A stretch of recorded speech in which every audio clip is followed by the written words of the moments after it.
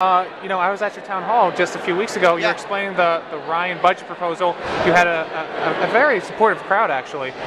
But the news came maybe 2 days ago or yesterday, that Eric Cantor was kind of hedging on the Medicare parts of the plan. Chairman Camp was saying that he wouldn't take the plan through the Ways and Means Committee, and even like Senator Rob Portman was saying that he might vote for it, but he'd prefer another plan. He seemed to be kind of backing off. I've heard a lot of different things. I know what leadership told us Thursday, which was that as we move into the discussions about the debt ceiling, the Ryan plan is the plan.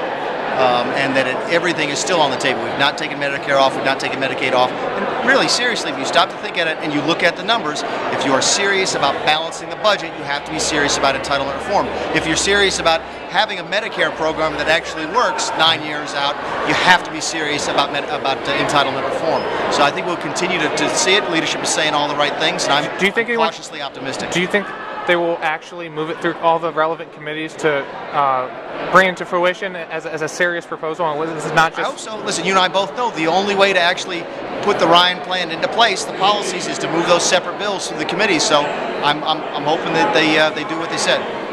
Do you think, obviously you're real well-known, have a good lay on the land of politics here in South Carolina, and obviously the Ryan plan is really important to GOP leaders and the base right now. Do you think a candidate would be able to win the South Carolina primary if they don't, get on board with the Ryan plan? Could they win? Sure. I think the better question is, do you automatically lose if you run on the Ryan plan? That's what people ask me.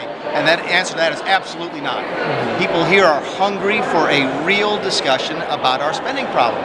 They don't want to be lied to anymore. I mean, the reason we're in the situation that we're in is that politicians haven't been telling us the truth for a long time. You mentioned that you thought that we were a favorable crowd. I've given that same speech in Florence, Darlington, some areas that you wouldn't typically think are strong Republican areas. They're conservative Southern Democrat areas, and it's been received almost exactly the same. I was in Camden the night after I was in Rock Hill.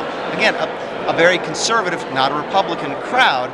They wanted to know what the facts were. They wanted to have a conversation. They wanted to be treated like adults. And I think that the candidate who comes out and does that moves right to the head of the class.